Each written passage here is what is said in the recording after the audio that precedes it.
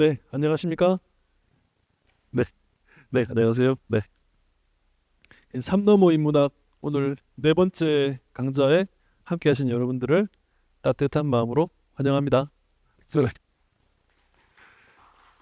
네. 그 오늘 부처님 오신 날 다음 주 수요일인데 부처님 오신 날을 앞두고 또 하필 또 이제 묘하게 저를 이렇게 선택해서 불교의 어떤 출근관에 대해서 잘 준비해 주신 우리 관계자 여러분들께 또 깊은 감사 말씀드립니다. 어, 제가 뭐 보시다시피 이 옷을 입고 있어서 저 사람은 지금 누군가 하고 이제 벌써부터 많은 이제 의아한 생각이 많이 들 텐데 이 제목을 보시면 뭐라고 되어 있습니까? 네, 불교의 죽음관 얘기하는데 왜 군인이 와서 나와서 저렇게 앉아 있지? 이제 그 궁금한 점을 이제 함께 풀도록 하겠습니다. 어, 당연히 이제 많은 강사분들께서 오셔가지고 여러분들하고 의미 있는 시간을 굉장히 많이 보냈을 거라는 생각이 듭니다. 네, 이제 여기 계신 분들께서 먼저 허락을 해주신다면 뭐 이제 여러 가지 아이스 브레이킹을 다 하고 하겠지만 오늘 제목이 불교의 죽음관이니까 이 불교적인 아이스 브레이킹을 한번 직접 한번 체험해 보시는 건 어떨까요? 아, 네, 감사합니다. 그럼 제가 바로 이렇게 한번 들어가 보도록 하겠습니다. 어, 예, 잠시 여러분들 뭐 가지고 있는 것들 좀 이렇게 편안하게 옆에 의자나 테이블에 내려놓으시고 어, 네, 의자에는 온전하게 여러분들만 앉아 있을 수 있는 공간을 한번 만들어 보시기 바랍니다. 제가 안내해주는 가이드에 따라서 한번 한 5분 정도 함께 시간을 좀 가져보도록 하겠습니다.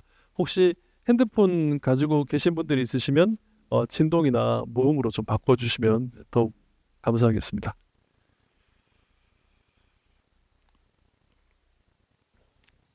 예, 제가 종을 치면 이제 제 안내에 따라서 한번 이게 불교적인 방법으로 이게 과연 아이스 브레이킹이 되나 한번 여러분도 함께 해보시면 좋겠습니다. 네.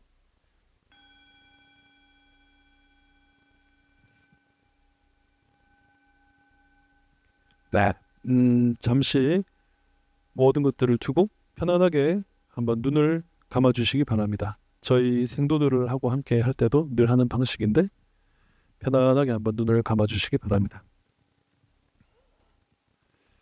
네, 편안하게 눈을 감은 상태에서 숨을 들이쉬고 내쉬는 것들을 편안하게 진행해 줍니다.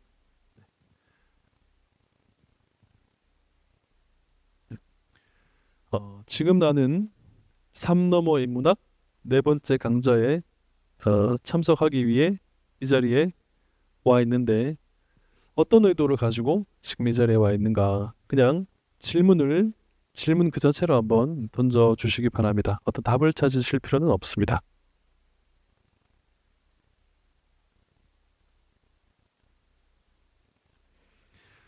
네. 이제 편안하게 숨을 들이쉬고 내쉬면서 먼저 자신의 그 몸의 상태를 한번 관찰해 보도록 하겠습니다.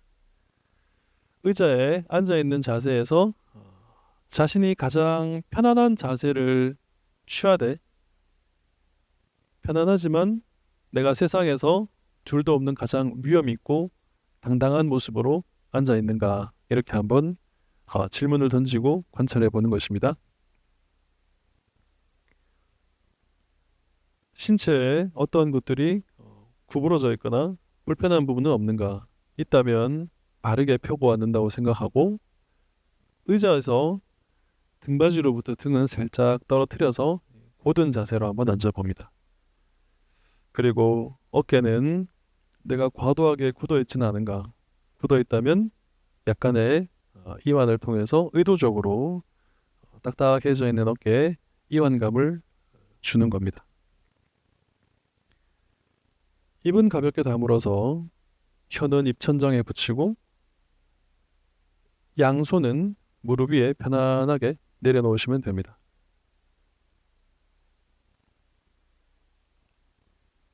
이제 편안하게 호흡을 할 텐데요. 숨을 들이쉬고 내쉬어 봅니다. 숨을 들이쉬고 내쉰다는 것은 너무나도 자연스럽고 일상적인 활동인데 지금 이 순간은 내가 숨을 들이쉬고 내쉬고 있다는 사실을 충분히 알아차림하면서 숨을 들이쉬고 내쉬어 봅니다. 가령 숨이 들어갈 때는 들숨 또는 숨이 들어감 이렇게 알아차려주고,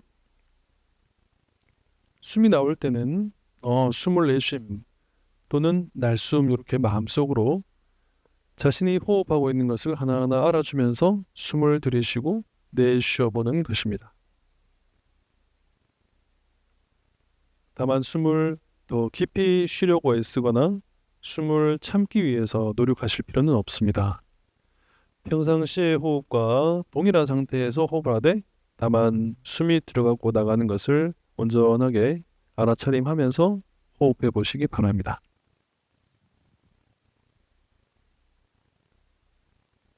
지금 이 순간은 이번 한 주 그리고 또는 오늘 하루를 바쁘게 살아왔던 일상을 잠시 뒤로 하고 지금 이 시간만큼은 온전하게 자신의 몸과 마음을 알아차리며 순수하게 지금 이 순간에 머물고 존재하는 시간입니다.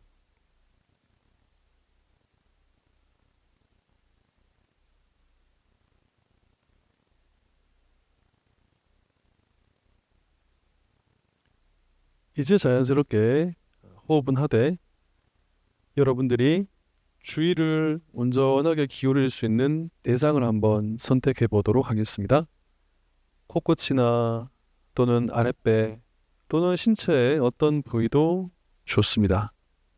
다만 이번에는 숨이 들어가고 나오는 것은 자연스럽게 하면서 숨이 들어갈 때와 나올 때 내가 주의를 기울이기로 한 선택한 대상을 가만히 들여다보면서 그곳에서 어떤 일이 일어나고 있는지를 알아차려 보는 일입니다. 가령 코끝에 주의를 두기로 했다면 숨이 들어갈 때 코끝에서 어떤 느낌이 일어나는가 이렇게 알아보는 것이죠. 반대로 숨을 내쉴 때에는 또 코끝에서는 어떤 느낌이 일어나는가, 숨이 들어갈 때와 나올 때 같은 느낌인가 다른 느낌인가, 또는 배에 주의를 두기로 했다면 숨이 들어갈 때 아랫배가 볼록해지면서 그곳에서 어떤 느낌이 일어나는가, 또 숨을 내쉴 때는 아랫배가 꺼지면서 그곳에서 또 어떤 느낌이 일어나는가, 이렇게 코나 배 아니면 다른 어떤 장소의 주의를 딱 하나만 선택해서 그곳에서 일어나는 느낌을 있는 그대로 알아차려 보는 것입니다.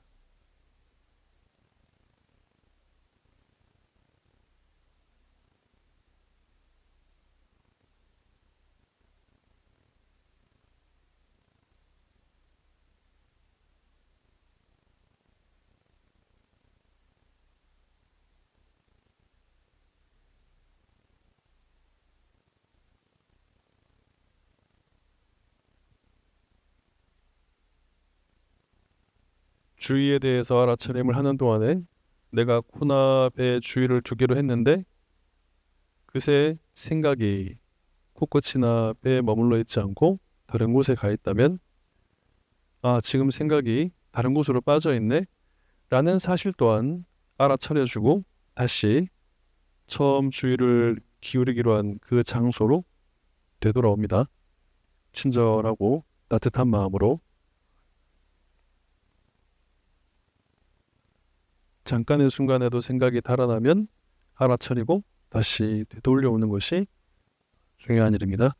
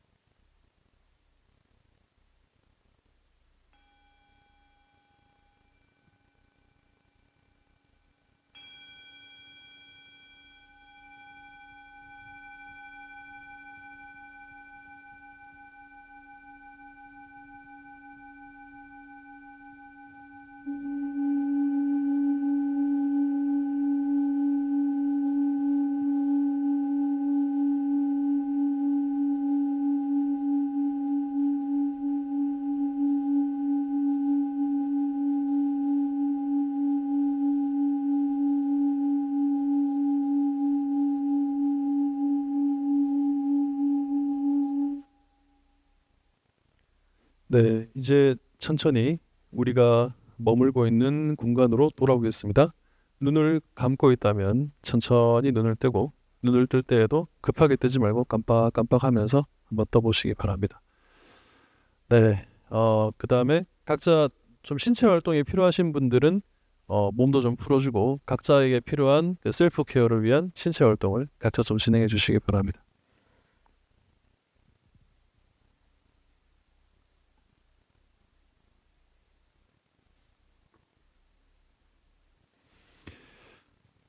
네, 한 10분 정도 우리 함께 그 명상이라고 하는 것을 한번 해보았습니다. 혹시 이 행위를 나는 태어나서 처음 해봤어요 하시는 분 한번 오른손 들어주시겠습니까? 아, 네, 한 분밖에 안 계시나요? 나 자주 해요. 왼손. 손을 안 드신 분들은 두 손과 두 발을 들어주십시오. 네, 농담입니다. 네. 하면서 어떤 느낌이 들었는지 몰래 다 이렇게 우리 생도들하고 할 때는 하나하나 다 물어보고 나누고 봅니다. 근데 여기서는 보니까 주어진 시간이 있는 것 같아요. 그래서 제가 거꾸로 여러분들에게 임무를 드리겠습니다. 지금 이 명상과 호흡이 끝나고 난 상태에서 현재 내 마음의 상태를, 내 마음의 상태를 딱 한 줄로 날씨로 한번 빗대어서 표현해 보는 겁니다. 뭐 좀 늦게 돌아와서 명상 못 하신 분들은 못 하신 대로 하실 수 있습니다. 자연스럽게 돌아가면서 한번 말씀해 주시면 좋겠습니다. 지금 제 마음의 날씨는 땡땡땡입니다. 두 줄이 아니고 한 줄입니다. 한번 해보시겠습니까? 네. 어느 분부터 한번 자연스럽게 해보실까요? 네. 무슨 분? 네네. 저를 계속 쳐다보고 있으셔서 저 시켜주세요. 이런 뜻인 줄 제가 알았거든요. 네. 흐린 후 갬. 네, 개어 있는 거네요. 좋습니다. 또 다른 분들. 쾌청아, 네, 감사합니다. 또 다른 분.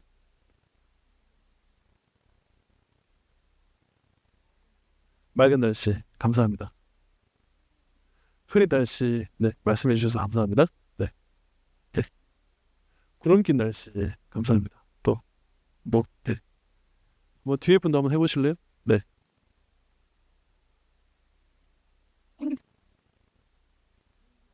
구분거리, 두근거림이 있는 날씨, 뭔가의 설렘이 있군요.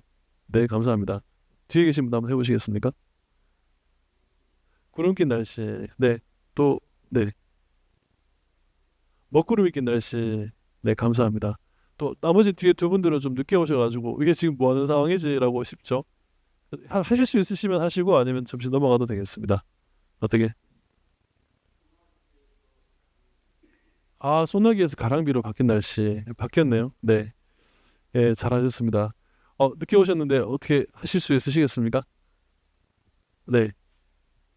네. 좀 지나가도록 하겠습니다. 네. 감사합니다. 잘 말씀해 주셨네요. 저도 비욘디 gem입니다. 비욘디 gem. 이 제목에 보시면 혹시 제 영어 잘 안 쓰는데 모처럼 한번 써봤습니다. 뭐라고 되어 있습니까? 예, 마인드, 예, 그라운딩. 예, 해석은 제가 임의로 해봤습니다. 그 마음의 기반을 다진다 이렇게 되어 있는데 그 비행기가 여기 인천공항에 있던데 비행기가 이렇게 뜨고 내릴 때 뭐라고 합니까? 네, 착륙하죠. 그 이제 땅의 그라운드에 내려가는 걸 그라운딩이라고 하죠. 이제 이 명상의 방법은 불교의 전통에서 하는 무수한 수행법 중에서 가장 간단하고 손쉽게 누구나 할 수 있는 것들을 가급적이면 불교적인 색채를 빼어버리고 보편적인 방식으로 제가 한번 진행을 해보았습니다.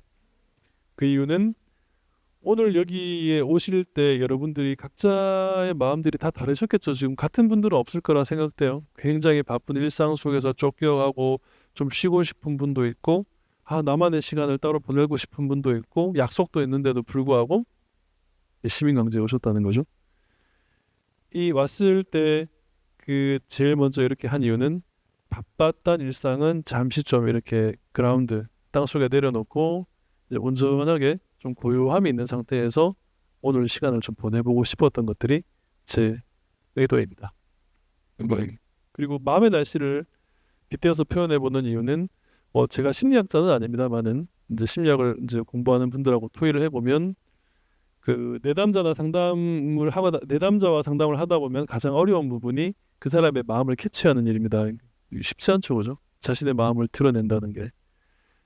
불교에서 제일 어려운 게 뭐냐면 저도 제 마음이 어떤지 모르겠어요라고 찾아오는 사람이 오면 답답합니다. 그때부터는 이제 세속적인 표현으로 견적이 안 나와요. 몇 날이 걸릴지 몇 달이 걸릴지 몇 년이 걸릴지 모릅니다. 그런데 거꾸로 이 날씨하고 빗대어서 한번 생각해보면서 말해보라 그러면 또 얘기들을 잘 하세요. 그래서 한번 현재 여기 참석하신 분들의 마음의 날씨를 한번 스스로 알아차리게 제가 해드린 겁니다. 뭐 맑은 날씨가 있으면 좋겠죠. 근데 오늘 보니까 한 절반은 흐리거나 갠 날씨고 맑은 분들 몇 분 안 되시대요, 그죠? 중요한 것은 이 명상이라고 하는 것에서 중요한 것은 맑은 날씨든 흐린 날씨든 중요하지 않습니다. 뭐가 중요할까요? 자신의 마음을 박수 한번 큰 박수 부탁드리십시오. 네. 감사합니다. 자신의 마음을 알아차리고 표현하는 것이 가장 중요합니다. 그것이 불교의 시작이고 불교의 끝입니다. 나중에 또 이야기하겠지만 이 불교라는 것이 너무 어렵고 딱딱하고 굉장히 어떤 수도자들이 고고하게 뭔가 이렇게 있는 이런 이제 여러분들 선입견들이 있으시죠? 그게 아니라 자신의 마음을 알아가는 것이 불교입니다. 그래서 불교를 어떤 종교라고 하나요? 마음의 종교라고 하잖아요. 그 마음을 아는 법을 오늘 제가 간단하게 알려드린 겁니다. 이것이 제가 이제 어떤 강의를 하든 또는 어떤 종교적인 의식을 진행하든 또는 설법을 하든 진행하는 방식의 아이스 브레이킹이었습니다. 마음에 드셨을지 잘 모르겠습니다만 행여나 저게 요즘 표현으로 신박한데 싶으면 가서 한 번씩 집에서 해보시기 바랍니다. 간단합니다. 앉고 몸 상태가 바른지 지켜보고 숨 들이쉬고 내쉬면서 내가 코나 배에 주의를 둘 수 있도록 딱 선택하고 한 3분, 5분 정도 앉아 있는 거죠. 그리고 나서 자신의 마음의 상태를 다시 한번 점검해 보는 것. 그것까지가 전부 다예요. 어렵지 않죠? 네. 그러면 함께 오늘 시간 진행해 보도록 하겠습니다. 네, 제 소개를 먼저 좀 드리겠습니다. 아까 제일 뒤에 계신 분께서 이렇게 학교에서 저를 어떻게, 그러니까 제가 있는 곳이 육군사관학교입니다. 육군사관학교에서 저를 어떻게 부릅니까? 라고 이제 물어봤는데, 다시 말해서 저분의 말씀에 따르면 당신을 뭐로 불러야 돼? 이런 그런 해석의 여지가 많은 질문이죠. 제가 두 개의 모드로 살아가고 있습니다. 흔하지 않은 분들이죠. 예, 이런 분들이. 지난주에 왔던 김무소 신부님이 저하고 같은 캐릭터입니다. 그건 이제 천주교의 캐릭터고, 저 불교의 캐릭터죠. 저는 이제 평상시엔 이렇게 군복을 입고 근무를 합니다. 근데 원래 제 이제 신부는 이렇게 되는 스냅입니다. 그래서 이제 육군 사관학교에 군 법당이 있습니다. 화랑호국사라는 절에서 주지를 맡고 있고 또 아울러서 군대 임무 또한 같이 하고 있는 사람입니다. 저는 1999년도에 부산 범어사에서 출가해서 스님이 되었습니다. 그리고 2000년도에 서울에 올라왔는데 성북동에 가면은 길상사라는 절이 있어요. 맑고 향기롭게라고 하는 이제 법정 스님께서 주석하고 계셨던 곳에 스님 모시고 한 2년 정도 살았습니다. 그리고는 이제 군대를 들어와서 22년째 군대에서 복무를 하고 있습니다. 일단 제가 여기 온 게 너무 좋아요. 이 자리에 온 게 너무 좋습니다. 왜냐하면 잠깐 이제 관계자분들하고도 얘기를 했지만 저는 전방에서만 살았어요. 눈 뜨면 이렇게 북한이 보이고 눈 뜨면 이제 반은 이제 우리 아군이고 반은 저기 적군이 보이는 철원에 가면 3사단의 백골부대, 또 저기 12사단 가면 이제 절반은 북한 지역인 을지부대, 또 이렇게 맹호부대, 또 하천의 이기자부대 이런 데서만 한 4, 5년 살았어요. 서울 근무는 제가 22년 만에 처음입니다. 너무 행복한 거 있죠. 근데 그 와중에 이렇게 또 시민강좌를 해달라고 하니까 처음에 막 울컥하더라고요. 맨날 이 앞에는 졸음에 겨운 병사들이 인격지도 교육 받으려고 600명씩 앉아 있는데 땀 냄새와 막 이런 쩌든 냄새, 남자 냄새 있죠. 거기서 맨날 이렇게 교육을 하다가 이렇게 계신 분들이 오니까 제가 깜짝 놀랐어요. 아, 행복하다. 이런 느낌이 듭니다. 뭐 제 강의가 잘 이루어지든 못 이루어지든 그 두 번째 문제입니다. 첫 번째는 제 기분이 지금 굉장히 좋다는 거죠. 그래서 뭐 이렇게 좀 못하더라도 알아서 이해해 주실 것 같고 이분들은 다 병사들은 딱 못하면 어떻게 합니까? 바로 잠이 들어버립니다. 잘해도 잠이 듭니다. 매우 잘해야 아야 아, 그런 과정에서 오늘 벗어나서 행복합니다. 네. 오늘 강의의 그 목표는 분명히 이 목표가 있습니다. 제가 혼자 이게 떠돌려 온 건 아니고 제가 그 부여받은 주제가 그 불교의 어떤 그 죽음관에 대해서 좀 이야기를 해달라고 했습니다. 그래서 이 굉장히 좀 어둡고 무거운 주제일 텐데 그럼에도 불구하고 이 이야기를 어떻게 풀어갈 수 있을까 좀 고민을 하다가 제가 두 가지 목표를 한번 잡아보았습니다. 제일 첫 번째 목표가 뭐라고 되어 있나요? 혹시 한번 큰 소리로 누가 한번 읽어주시겠습니까? 네, 마음 먹으신 것 같은데 한번 네, 네, 감사합니다. 네, 네, 우리가 죽음에 대한 관점은 그 종교나 철학 또는 각계각층에서 바라보는 관점이 다 틀릴 겁니다. 그래서 아마 여기 처음에 들어보니까 어떤 유교의 어떤 선비들의 어떤 입장도 들어보았고 또 이제 지난주에는 또 천주교에서 바라보는 죽음의 입장도 한번 들어보았죠. 이제 불교의 죽음관을 함께 이해할 겁니다. 두 번째 그 슬래시를 보면 또 뭐라고 되어 있습니까? 또 다른 분이 한번 읽어주시겠습니까? 네. 예. 그 이론적인 강좌에서 뭐 이렇게 저 혼자 떠들고 가면 반만 유익하고 반은 유익하지 못합니다. 왔으면 다 이제 남는 게 있어야 되죠. 얻어가는 게 있어야 이제 계속 이 수업이 이루어지는 거지. 혼자 뭘 많이 떠든 것 같은데 그래서 뭐 어쩌라고 그가 안 되는 거예요. 그래서 이제 불교의 죽음관을 잘 이해하면 우리가 어떤 멘탈 웰리스, 그러니까 마음의 어떤 건강함을 어떻게 유지할 수 있는지 아 이렇게 할 수 있겠구나라는 것을 또 얻어가야지만 혜택이 있는 거죠. 그래서 오늘은 두 개의 그 강좌로 나눠서 할 겁니다. 하나는 키워드로 풀어본 불교의 죽음관, 그다음 두 번째는 마음 건강을 위한 불교의 죽음관 이 두 가지로 보게 될 겁니다. 제가 일단 뭐 이렇게 보면 아시겠지만 저는 이제 스님이고 또 이제 법사라 부르고 또 군대에 있습니다. 그러다 보니까 이 말이나 이 단어 같은 것들을 길게 쓰는 걸 별로 좋아하지 않아요. 그래서 진짜 키워드로 그냥 딱 던져놓고 여기 계신 분들하고 직관적으로 이야기를 할 겁니다. 그래서 뭐 필기를 하려고 하거나 뭐 메모하실 필요는 전혀 없습니다. 메모하신다고 해서 딱 집에 들어가면 다 이제 주무시기 바쁘고 이게 또 시험이나 이 통과 학점을 받는 과목이 아니기 때문에 집에 가셔도 다시 안 보게 됩니다. 그냥 있는 상태에서 아 저런 거구나 하고 잘 들어주시면 됩니다. 혹시 이 참 무거운 단어인데 한번 좀 같이들 이야기를 나눠볼까요? 죽음 그러면 어떤 것이 떠오르세요?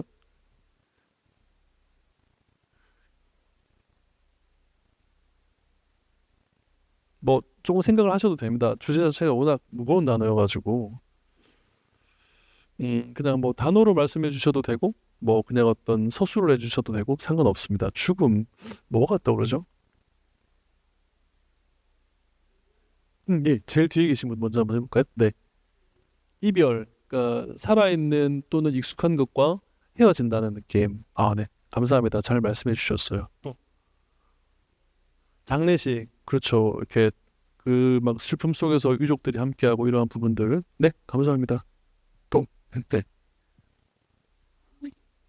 예, 하고 할게요. 네, 상실감, 그렇죠. 그 뭔가 이렇게 잃어버린다는 그 느낌. 네, 뭔가 까매지는 거. 혹시 본인이 어떤 그런 죽음에 대한 경험이 있으셨나요? 아, 아닌데 그냥 왠지 블랙아웃 될 것 같은. 네, 잘 말씀해 주셨어요. 감사합니다. 또 애도 그렇죠. 뭔가 내가 그 명복을 빌어줘야 될 것 같고 함께 슬퍼해 줘야 될 것 같은 그런 느낌. 네, 감사합니다. 또 희생. 그렇죠. 그 조금 더 설명을 해주셔도 될까요?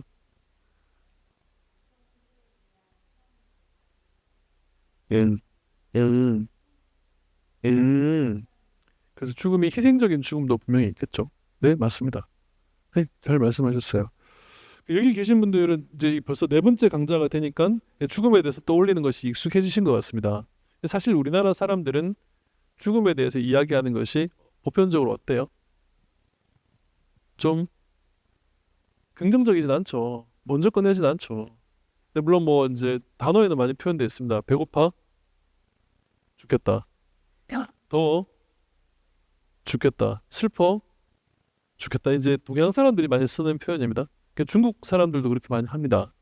배고파 죽겠다. 걔들도 우리하고 똑같이 써요. 으어슬러 그렇게 표현하는데 아무튼 그런 이제 수식어 빼고는 실제로 죽음에 대해서 다루는 것들은 굉장히 낯선 문화일 겁니다. 왜냐하면 이게 약간은 유교적인 문화와 풍토도 좀 남아있긴 해요. 어떤 유교의 어떤 철학적인 이론이라기보다는 우리 어르신 분들은 좀 이해하실 것 같은데 기성세대 분들은 왜 결혼식을 앞두고 장례식장에 갔다 온 사람은 참석하지 못한다. 그죠?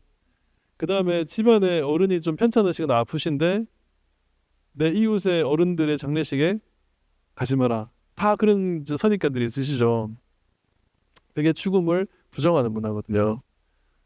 예, 그래서 이제 죽음이라는 것이 굉장히 무거운 주제지만 또 당연히 가볍게 생각하면 안 되는 주제지만 그래도 한번 함께 이야기를 짧은 시간 동안 한번 해보려고 합니다. 그래서 제가 첫 번째 키워드로 든 단어가 바로 죽음입니다. 뭐 불교의 죽음관을 말하기 전에 이 죽음에 대해서는 여러 가지 그 생각과 이 이론들이 많았습니다. 근데 좀 정리를 한번 해보니까요, 딱 두 가지 정도로 나누시더라고요. 하나는 밑에 보면 이제 상주론이라고 되어 있는데 영혼이라는 것이 영원히 있다. 영원히 있다. 예, 어떻게 그렇게 생각하시는 분? 죽어도 영혼이 있어서 뭔가 있을 거야 계속. 네, 한 분, 네, 두 분, 네, 네, 손 내리시고요. 단면론은 뭐냐면 애초에 살아있는 생명체에게 영혼 따위는 없다. 즉 죽으면 육신이 다 무너지고 나면 땡 끝이다. 이게 단면론이라고 합니다. 요렇게 생각하시는 게 좀 더 맞다고 보시는 분은 또 한번 손 들어 보실까요? 한 분, 또, 예, 그럼 나머지 분들은 네, 중립적이죠. 조금 제가 설명이 필요할 것 같습니다. 이 부분은. 이 죽음에 대해서 어떤 사람들은 얘기합니다. 영혼이 계속 남아 있어가지고 이 몸이 죽더라도 계속해서 반복되고 영혼은 변치 않고 있으면서 몸만 바뀌어서 태어난다. 영화 같은 거에 보면 그런 장면 많이 나오죠. 네. 그 이제 우리가 상주론이고 영원한 영혼이 있다라고 봅니다. 사실 유신론적인 종교에서는 이제 지난주에 했던 천주교나 어떤 기독 전통이나 또는 무슬림들은 사실은 요 상주론 쪽 카테고리에 들어간다고 볼 수 있습니다. 그래서 우리가 어떻게 됩니까? 사망한 이후에도 그 이제 신의 어떤 계시에 따라서 예, 똑같은 영혼이 몸만 바꿔서 태어나는 것을 그 리인카메이션 이렇게 얘기하죠. 그 제6화 이런 표현하잖아요. 그래서 기독교적인 관점이 많이 들어가 있는 거죠. 단면론의 대표적인 사람은 누구이겠습니까? 이제 그 마르크스나 이제 이런 이제 공산주의자들은 이 단면론을 주장합니다. 그래서 인간의 영혼은 죽으면은 뭐 애초부터 없었고 죽으면 썩어 문드러지면 몸은 끝이다. 살아 있는 동안에 뭐 답을 찾아야 된다 이런 이제 주장들 하죠. 그러면서 이제 어떤 그 보면 나중에 그 굉장히 이제 어떤 뭐 세상에 대한 혁명 이런 것들을 많이 외치고 하는데 이 단면론자들의 대표적인 사례가 이 유물론자들이긴 합니다. 그러면 불교는 제가 이제 질문 던지겠습니다. 불교는 저 상주론이라고 하는 영혼이 있다 파에 가까울까요? 아니면 애초에 인간에게 영혼 따위는 존재하지 않는다 이쪽에 가깝겠습니까? 이제 예? 상주론, 네. 상주론이라고 생각하시는 분 손 한번 들어주세요. 네. 좀 많으시네요. 네. 그다음에 단면론에 가깝다고 생각하시는 분? 네, 한 분도 없으시네요. 여기에 이제 함정이 들어 있습니다. 제가 이제 1번, 2번 항상 이제 예를 들 때는 정답은 몇 번입니까? 3번입니다. 저쪽에서 맞춰버리면 제가 강의를 할 수 있는 재미가 없잖아요. 이 강의하는 사람의 특징은 1번, 2번 얘기해놓고 3번에 답이 있는 거예요. 3번 해보겠습니까? 여러분들이 비슷하게 말씀하셨는데 계속 돌고 도는 것을 불교에서는 윤회라고 합니다. 윤회를 하지만 이 생이 끝나고 나면 49일이 지나고 49일 동안에 다음 생에 몸을 준비한다 이런 얘기들을 많이 하죠. 그 최근에 영화 중에서 신과 함께라는 영화 최근 아니지 벌써 한 6, 7년 된 것 같은데 보셨습니까? 예, 거기에 보면은 뭐가 나와요? 사후에 49일 동안 심판을 받고 그 심판의 그 테스트 레벨 테스트가 이제 그 1번부터 7번까지 있죠. 그래서 일주일에 한 번 테스트를 받고 그 7번을 다 넘어가면 다시 이제 인간으로 가든가 더 좋은 곳에 가죠. 그게 이제 일주일에 한 번이니까 77하면 며칠입니까? 49일인 거죠. 그 불교에서는 49일을 봅니다. 물론 그건 좀 도교적인 관점이 많지만 그래서 이 불교에서는 윤회를 한다는 게 윤회를 믿습니다. 윤회를 믿는 종교입니다. 즉 그 영혼이 애초부터 없거나 또는 영원한 것이 아니라 윤회를 하는데 그럼 그 영혼은 있는 거예요, 없는 거예요? 조금 어려워서 제가 쉽게 최대한 말씀을 드려보겠습니다. 영혼이라고 하는 것이 고정되어 있지는 않다. 그런데 윤회는 한다. 이렇게 얘기를 해요. 혹시 이해가 되세요? 이제 좀 어려워지죠? 네. 윤회를 하는데 윤회하는 주인공 주체가 없어요. 이게 불교의 윤회론입니다. 어? 그럼 윤회를 한다는 거야, 만다는 거야? 하긴 합니다. 그런데 그 주체가 없어요. 윤회하는 그 과정만 있는 거죠. 그 불교에서는 이것을 무아윤회라고 합니다. 무아윤회. 윤리 시간에 다 배우셨죠? 뭐 무아론. 불교의 특징은 뭐죠? 네, 무아론입니다. 뭐 이렇게 그 세 가지 교리가 뭐죠? 네, 재행무상, 재변무아, 일체계보입니다. 오케이, 훌륭해요. 그렇게 다 외우지 않으셨습니까? 그 무아입니다.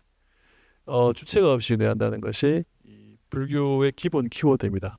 그 죽음이라고 하는 것은 그 다음 생을 또다시 찾아가는 하나의 여정인데 윤회하는 주체가 없다. 이걸 이제 여러분들이 기억하시면 좋겠습니다. 다음 한번 볼까요? 뭐 마침 이어서 나오네요. 환생이라는 얘기. 이 무슨 단어입니까? 다시 태어난다. 혹시 다시 태어난다면 뭐로 태어나고 싶으세요? 부자 딸. 돈이 얼마만큼 많은 100억? 그럴 수 있죠, 충분히. 네. 저도 한때 그런 꿈을 꿨으니까요. 또 다른 분들은 또 이 환생을 한다면 난 무엇으로 태어나고 싶으세요? 한번 생각해 본 적 있으신가요? 아, 고양이. 아, 혹시 특별한 이유가 있나요? 그러니까 고양이라는 것은 하나의 상징이고 나는 사실은 누군가로부터 좀 더 사랑을 받는 존재로 누군가가 나만 바라보고 나를 이뻐해주고 귀여워해주는 그런 귀여움을 받는 존재로 태어나고 싶다라는 거죠. 그럴 수 있죠. 그럼 이제 제가 이제 내일 모레 이제 부처님 오신다니까 기도를 한다면 저분은 고양이로 태어나게 해주세요가 아니라 이제 가장 아름다운 고양이가 사랑받듯이 사랑받는 존재로 다음 생을 준비할 수 있도록 또 맞이할 수 있도록 해주십시오라고 하면 되는 거죠. 네. 또 다른 분 있으신가요? 그 저희 어머니는 그렇게 말씀하셨어요. 나는 한 마리 새가 되고 싶어. 그렇게 얘기하시더라고요. 근데 묘하게 제가 지난달에 저희 어머니 돌아가신 지가 7년 정도 됐는데 저희 집을 내려갔다 왔는데 그 집은 빈 집인데 고쳐서 이제 다른 사람들이 쓰고 있거든요. 하필 묘하게 거기 지붕 위에 비둘기 한 마리가 딱 앉아 있는 거예요. 근데 그걸 딱 보는데 왈칵 하고는 그냥 그거 되게 주룩했어요. 그래서 이제 그 비둘기를 찍고 이제 마음속으로는 엄마가 아닌 걸 알면서도 왠지 그 느낌이 그죠? 이렇게 싹 다가왔던 기억이 있습니다. 환생이라고 하는 개념은 두 가지의 개념이 있습니다. 그 아까 유물, 그러니까 이제 상주한다는 것, 영혼이라고 하는 것은 영원히 존재한다라고 믿는 사람들은 이 환생을 얘기할 때 재육화라는 표현을 씁니다. 이 육화라는 게 이제 육신으로 다시 화현한다는 뜻이죠. 그 리인카네이션, 이게 N입니다. N. 그 리인카네이션이라고 하는데 이 영혼은 그대로 있고 몸만 바뀌어 태어난다는 거죠. 근데 사실 이게 어떻게 보면 좀 어떠세요? 여러분들 동의가 되나요? 좀 잘 안 되나요? 그러면 사실은 몸만 바뀌었지 영혼은 그대로인 거잖아요. 그럼 이건 제 어떻게 보면 윤리적인 인과에는 맞지 않는 거죠. 그죠? 예. 이제 리버스라고 하는 것은 다시 태어난다는 것인데 이게 이제 불교에서는 이 리버스에 여기서 이 3번이 없습니다. 그 리버스라고 하는 다시 태어난다는 개념이 좀 가깝습니다. 다시 태어나는데 어 그러면 이 환생이라는 개념하고 아까 죽음이라는 개념을 연결지어 생각해 보면 어떻게 될까요? 우리가 다음 생에 조금 더 아까 사랑받고 이쁨 받는 사람으로 100억짜리 부자 집 딸로 물가 환율이 더 상승되지 않게 기도하겠습니다. 네. 그 딸로 이제 태어나기 위해서는 그러면 그 다음 생에 좋은 몸을 받고 이쁨을 받는 사람으로 태어나기 위해서 이번 생에 뭘 해야 될까요? 1번 그냥 그대로 살다가 다음 생에 그냥 복불복이다. 2번 다음 생에 좀 더 그렇게 이쁨 받고 부자가 되기 위해서는 이번 생에 좀 더 나은 삶을 살아야 되는 거 아닌가? 라고 한 번쯤은 생각해 봐야 되는 거 아니야? 2번. 자, 제가 하나, 둘, 셋 하면 여러분들 말씀해 주시기 바랍니다. 하나, 둘, 셋. 그렇죠.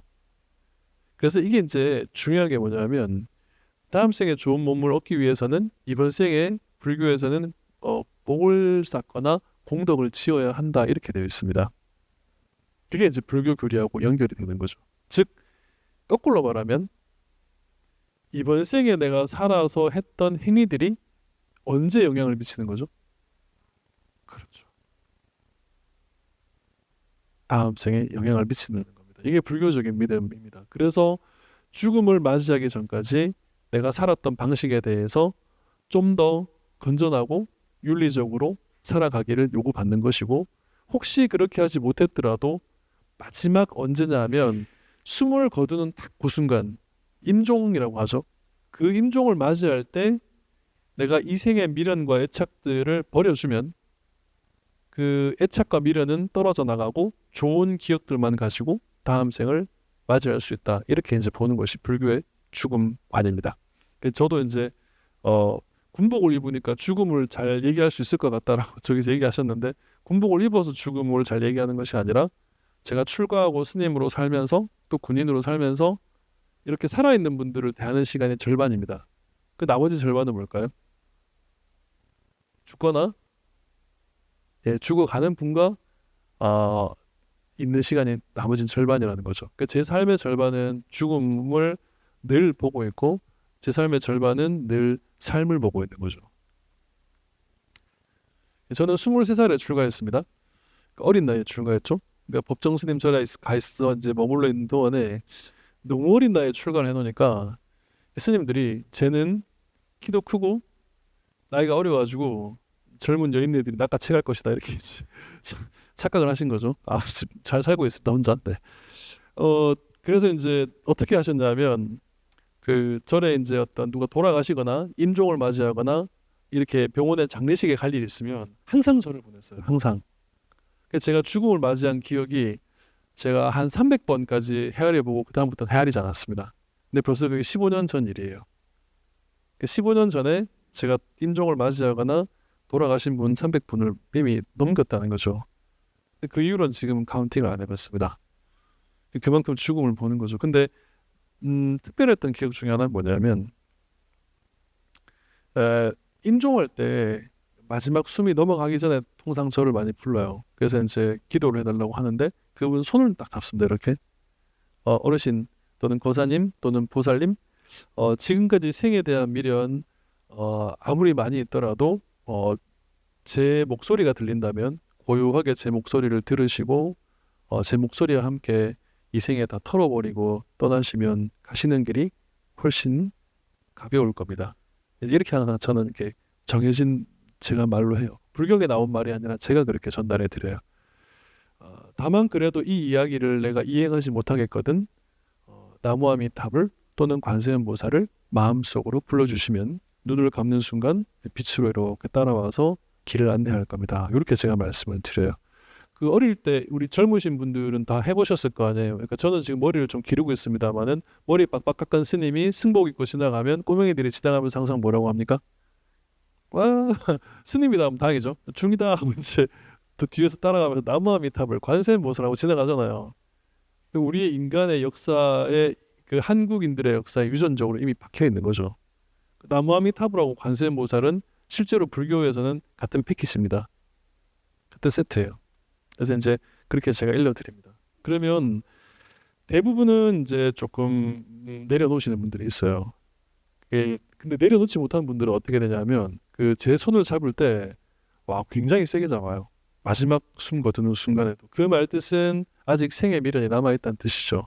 근데 좀 버리신 분들은 좀 편안하게 내려놓으세요. 그걸 제가 많이 느꼈습니다. 그래서 이제 환생을 하고 이제 다음 생을 준비한다는 것은 이 생의 미련을 버리고 떠나는 길이다. 이렇게 좀 보시면 좋겠습니다.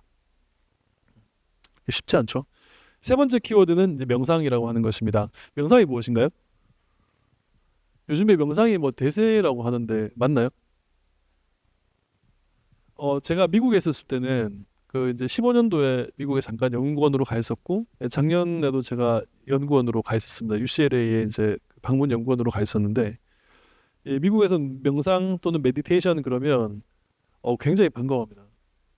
그리고 이제 캘리포니아 쪽에는 좀 거짓말을 처음 보태면 우리나라의 교회 숫자만큼 이 명상센터가 많이 있습니다. 한 집 건너 하나씩 명상센터예요. 절은 없어요. 다 명상센터예요. 그 불교의 키워드 중에 하나가 명상의 전통인데 물론 다른 모든 종교에 명상이 없는 종교는 없습니다. 혹시 천주교에는 김보수 신부님이 설명했는지 모르겠는데 있어요. 명상의 전통이. 기독교에도 명상의 전통이 있어요. 심지어 이슬람에도 명상의 전통이 있습니다. 다만 근데 우리나라에는 제가 뭐 다 안다고 아는 척 할 수는 없지만 우리나라에 들어온 캐톨릭하고 이제 크리스찬들은 이제 말씀 전례라고 하는 이제 이 말씀에 대한 전례 중심이 되다 보니까 강론이 이제 또 중심이 되는 거죠. 강론하고 어떤 설교가 중심이 되죠. 근데 있습니다. 불교는 좀 많아요. 그래서 이제 불교의 명상을 사람들은 많이 인식을 하고 있습니다. 구절을 한번 같이 한번 읽어볼까요? 좀 보이시나요? 함께 한번 읽어보도록 하겠습니다. 누구든 죽음을 염하려면 조용한 장소를 택하여 빈틈없이 주의를 집중해야 한다. 즉 죽음이 올 것이다.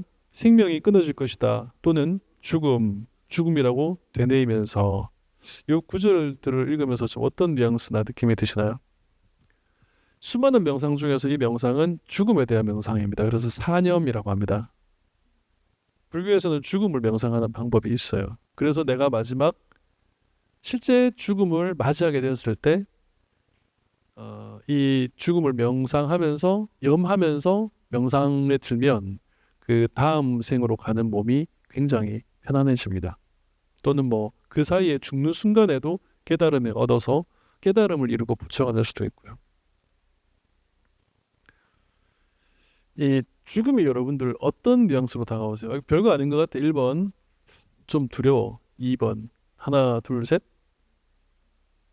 2번에 가깝죠. 아무래도 왜 죽음이 두려운 것일까요, 여러분들? 불교를 떠나가지고 죽음이 두려운 이유는 무엇 때문일까요? 한번 생각 잠시 해볼까요? 언제일지 몰라서 감사합니다. 또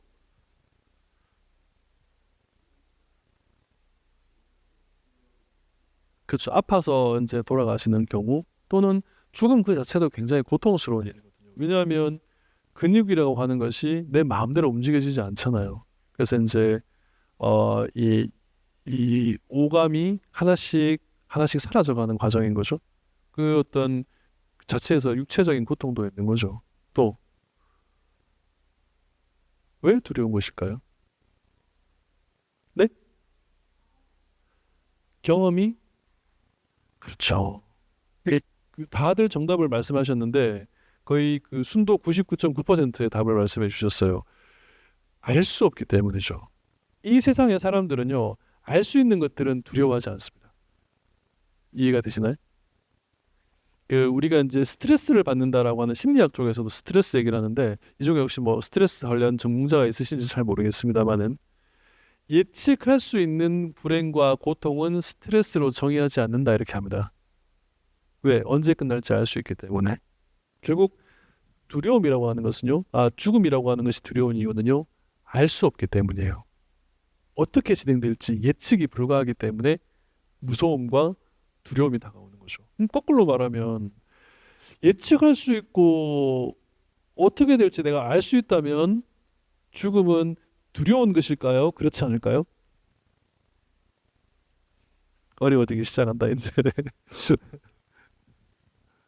어떻게 생각하세요?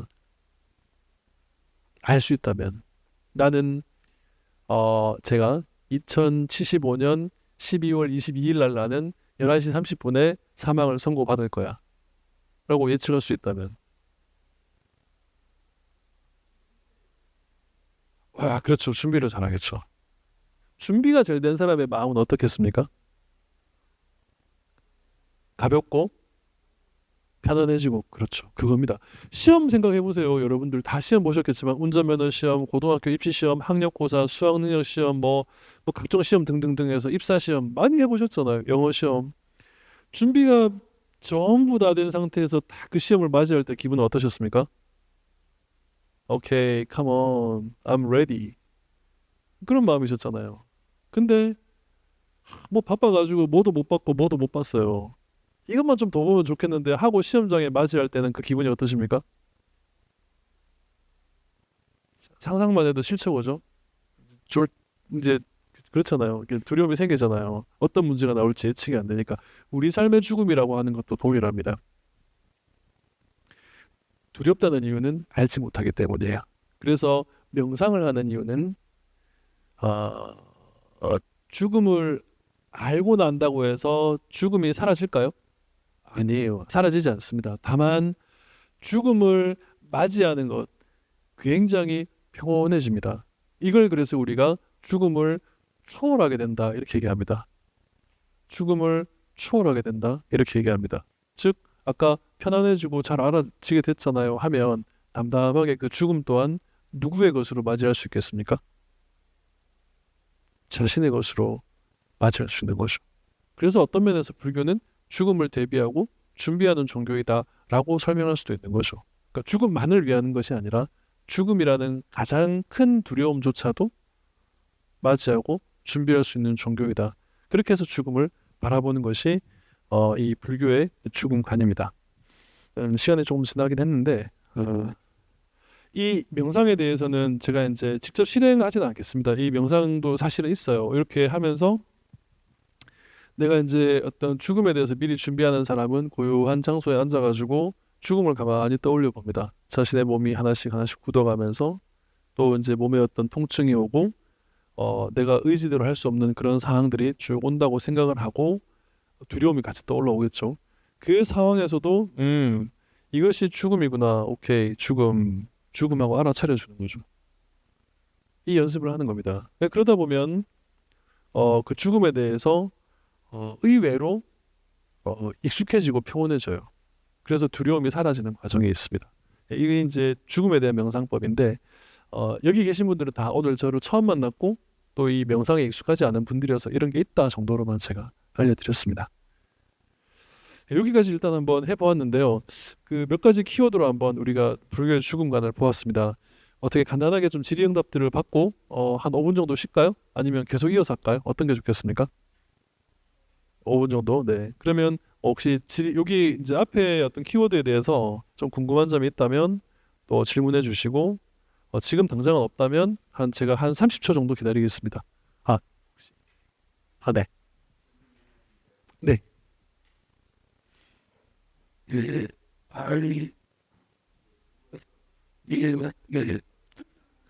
네. 마이크 네. 쓰고 하실까요? 네.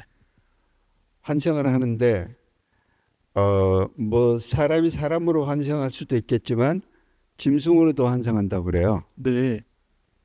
그러면 아까 영혼을 말씀하셨는데 그 짐승에도 영혼이 있는 건가요? 그 질문입니다. 네. 굉장히 중요한 질문인데 다른 분들의 한번 의견들을 여쭤보겠습니다. 제가 한번 이 것으로 한번 판단해 볼까요? 먼저 짐승에게도 영혼이 있다 하시는 분은 손 들어 주십시오.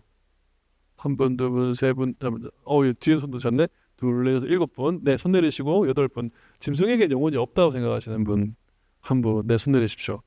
뭐 이렇게 원래 이런 것들을 뭐 이렇게 것으로 판단할 수는 없지만 근데 많이들 손 드셨기 때문에 있는 것으로 한번 볼까요?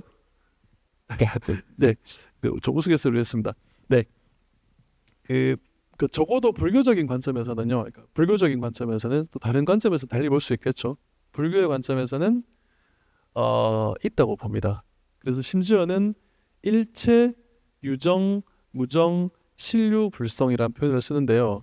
일체, 세상에 존재하는 모든 것들은 유정이라고 하는 것은 따뜻한 가슴이 있는 것, 즉 생명체, 무정, 따뜻한 가슴이 없는 것, 돌, 뭐 나무, 뭐 철새, 심지어는 거기에까지도 불성 어떤 그 부처가 될 만한 씨앗이 있다라고 보는 거죠. 그래서 짐승에는 이 생명력이 이 영혼이 있다고 봅니다. 예. 근데 다만 저도 거기에는 뭐 불교적 가르침을 떠나서 동의하는 게 제가 지난달에 제가 한 14년 정도 같이 있던 그 강아지가 이제 죽었어요. 예, 죽었는데 그 죽기 전에 이렇게 제가 두 번을 갖다 살린 적이 있었는데 마지막 죽음에 이를 때 한번 그런 이야기를 나눈 적이 있어요. 내가 보니까 너 3월 달 한 중순에서 4월 달 초순이 되면 또 아플 것 같은데 그때는 내가 너를 도저히 케어할 수 없을 것 같아. 분명히 너의 몸 상태를 보니까. 그런데 네가 나를 위해 죽음을 준비해 줄 수 있겠니? 이렇게 몇 번 대화를 나눈 적이 있었어요. 근데 이 친구가 묘하게도 저희 아버지하고 저하고 잠깐 밖에 뭐 점심 먹으러 나가는 사이에 문 앞에서 많이 엎드려가지고 이제 숨을 멎었더라고요. 원래 이제 강아지들이 죽을 때가 되면 그 막 이제 대소변 못 가리고 굉장히 좀 이렇게 식구들한테 불편함을 남기고 갑니다. 근데 이 친구는 그냥 가만히 잠자는 상태에서 몸이 굳어 있었어요. 그래서 아버지도 자는 줄 알고 1시간 후에 깨웠는데 야, 얘가 안 움직인다고 가서 보니까 차갑게 식어 있더라고요. 결국 이 대화가 통하는 것이 맞다 안 맞다라고 보는 것은 논란의 여지가 있지만 서로 간에 정서하고 감정을 교류한다는 것에서는 분명히 얘는 나한테 얘만의 어떤 메시지를 나한테 보낸 게 있었구나. 이런 이야기들을 한 것들에 대해서 충분히 얘가 준비를 했구나라는 생각이 들긴 했었어요. 그래서 저는 그래서 있다고 개인적으로 믿습니다. 네. 네. 뭐 또 다른 질문들은 시간이 조금 지났으니까 마지막에 또 질문 시간 있습니다. 그래서 한 저기 지금 58분인데 5분씩 가요, 10분씩 가요? 한 10분 정도 쉬어도 괜찮을까요? 네, 하시고 또 내용들 보시고 해주시면 좋겠습니다. 8시 10분에 뵙겠습니다. 감사합니다.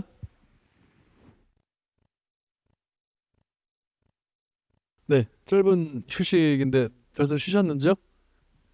네, 계속 진행해도 될까요? 네.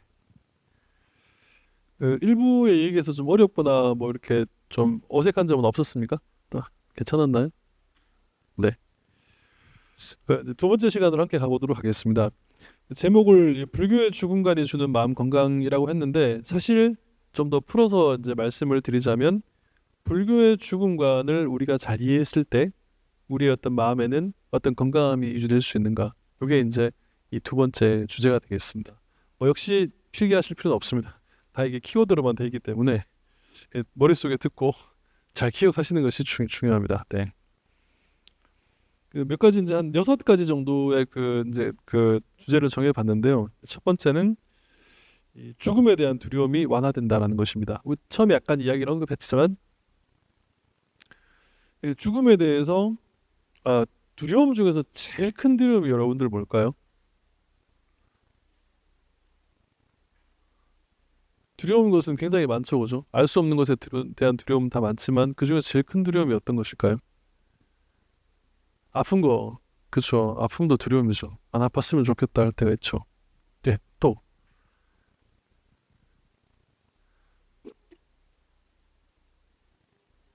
두고 가는 것, 두고 떠나는 것, 그렇죠. 내가 애정과 정성을 또 돌봐야 될 뭔가가 있음에도 불구하고 네, 그것과 이제 이별해야 된다는 것, 그죠? 네, 두려움이죠. 또, 음,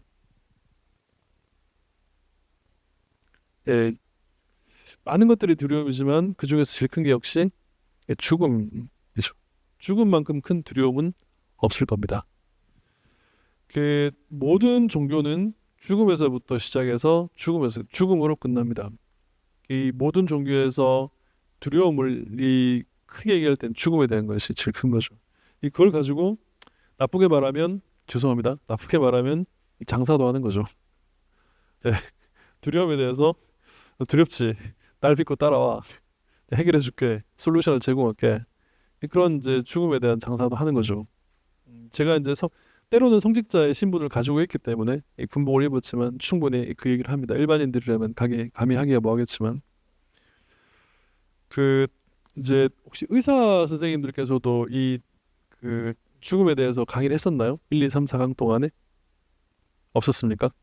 아마 이제 의사분들께서는 이 죽음에 대한 두려움은 아마 이제 여기 전두엽에서부터 시작되는 것이다. 아마 이렇게 이제 해부학적 정의를 내릴 겁니다. 아마 이제 물론 이제 그래서 이제 심지어 좀 더 나가면 이 전전두엽에서 나타나는 겪는 두려움으로 인해서부터 종교는 생겨났다.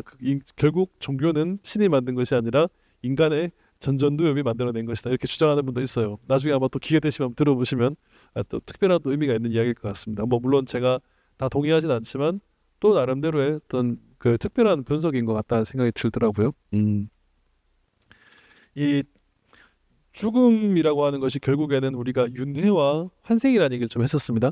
그래서 환생을 한다는 것을 믿고 난다면 이 생에서 내가 끝난다고 해서 다 끝나는 것이 아니고 또 종결되는 것이 아니라 뭔가가 다시 새로운 모습으로 또 이 새로운 그 제 어떤 고정된 영혼이 아니라 새로운 모습을 하고 내가 이제 몸을 받게 될 텐데 뭐 그 윤회하는 세계는 굉장히 다양하죠. 그 불교에서는 특히 윤회를 할 때 6가지 그 이제 생을 얘기합니다. 물론 좀 단편적인 이야기이긴 해요. 이제 우화적인 이야기고 좀 더 다양하겠죠. 그래서 저기 이제 제일 마지막 단계 제일 나락에서 떨어진 윤회를 하면 혹시 어딘지 아세요? 그 지옥.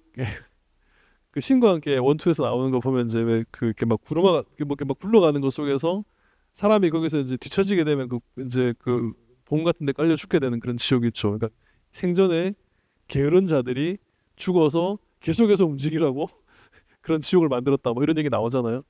그 불교는 지옥에 대한 설명이 굉장히 많습니다. 특히 이제 보면 뭐 우리가 아침에 그 기도를 할 때도 불교는 아침에 이제 기도하는 게 있는데 아침 예불이라고 합니다. 거기에 보면은 이런 기도문이 나오거든요. 내가 이 기도를 하는 인연으로 가는 곳마다 극락이 되는데 특히 그 검수도산 날선 그 산에 가면 그 검수도산이 양꼬치로 변한다 이런 얘기합니다. 그러니까 검수도산이 뭐냐면 산은 산인데 나무와 풀이 있는 산이 아니고 이 다 이제 그 칼이 꽂혀 있는 산이에요. 그러다 보니까 내가 발을 디디면 어떻게 되겠습니까? 다 찔리는 곳이죠. 그래서 그 산에서 살아야 되는 고통을 받는 곳을 검수도산이라고 합니다. 지옥 중에 하나인데 수행자인 내가 거기 가면 그 칼날의 끝들이 거룩한 연꽃으로 바뀌게 되게 해주세요라는 기도가 있습니다. 또 이제 화탕지옥 끓는 물에 가면 화탕지옥은 어떤 곳인가요? 그 기름을 갖고 이제 팔팔 끓이는 지옥이죠. 사람이 거기에 빠져서 고통을 받는 곳을 화탕지옥이라고 합니다. 이 기독교에서는 연옥이라는 개념도 좀 유사한 것 같은데 그 화탕지옥 끓는 물에 가면 그 화탕지옥에 끓는 물이 그 감로수 세상에서 가장 달콤한 물로 변하게 해주소서 이런 기도가 있거든요. 근데 그 결국 제일 싫어하는 곳이 지옥인데 육도윤회 가장 마지막인 거죠. 그리고 이제 가장 높은 곳은 또 어디겠습니까? 이 불교에서는 천상계라는 말을 합니다. 즉 신들의 세계도 불교에서는 이제 다른 종교하고 좀 관점이 다르긴 하지만 불교에서는 신들의 세계도 윤회를 한다고 합니다. 그 어떻게 좀 동의가 되시나요? 뭐야 이게? 근데 쉽게 설명을 하자면 그리스 로마 신화를 보면 알 수 있죠. 거기서 보면 신들이 좀 신 같지 않은 행동들을 많이 하죠. 보니까 이제 뭐 이렇게 자기 아버지의 여인을 탐해가지고 이렇게 제우스가 분노해서 막 번개불에 막 이렇게 아들을 갖다 내리꽂고 이런 장면 나오지 않습니까? 그 이제 그런 신들의 세계는 인간의 세계보다는 좀 더 좋은 그 이번 생에서의 그 공덕을 지어서 신의 세계에 태어났다고 합니다. 근데 그 신의 세계 또한 거기서 인연이 닿으면 다시 인간의 나락으로 떨어진다 이렇게 얘기를 불교에서는 합니다. 근데 그리스 로마 신화도 그렇게 얘기하더라고요. 신의 세계에서 추방당해서 뭐가 돼요? 이 인간의 세계로 오잖아요. 유사한 관점이 있는 거죠. 그래서 이제 그 제일 좋은 데가 신들의 세계고 제일 나쁜 데가 지옥의 세계인데 인간의 세계는 어느 정도 되겠습니까? 인간도 육도 윤회 6가지 윤회 그 서클 중에 있습니다. 하나가 인간의 세계에 태어나는 거. 좋은 쪽일까요? 나쁜 쪽일까요? 여러분들이 많이 이제 체험해 보셨잖아요. 태어나서부터 지금까지 살아보시니까 어떤 것인 것 같아요? 인간의 세계가 좀 나는 그래도 괜찮은 곳이었다라고 생각하시는 분 손 한번 들어주십시오. 오케이, 3분, 4분, 네, 내리십시오. 살아보니까 별로야. 혹시 없으십니까? 다행히 없으시네요. 네, 좋네요. 그 불교에서는 인간의 세계를 너무 좋지도 않은, 너무 나쁘지도 않은 중간의 세계로 표현합니다. 왜냐하면, 이게 중요한데요. 왜냐하면 너무 좋은 일만 많으면 어떻게 될까요? 나태해지고 게을러진다고 봐요. 그래서 시련과 고통이 있는 곳이 좋은 곳이다 이런 얘기를 합니다. 그럼 거꾸로 시련과 고통만 너무 많으면 어떻게 될까요? 살다 보니까 정말 분노, 좌절, 불안, 우울, 공황 뭐 이런 그 섹션만 계속해서 만들어지면 어떻게 될까요? 웃을 일이 없는 거죠. 그래서 내가 어떤 좀 더 나은 삶을 살기 위한 노력을 기울일 틈도 없어집니다. 그렇기 때문에 적당히 고통이 있고 적당히 즐거움이 있는 그 해프의 반반의 세계인 거죠. 그래서 인간의 세계가 가장 이 어떤 자기를 성찰하고 좀 더 좋은 곳으로 가기에는 좋은 몸을 갖고 태어난다 이렇게 얘기합니다. 이걸 인간의 세계로 봅니다.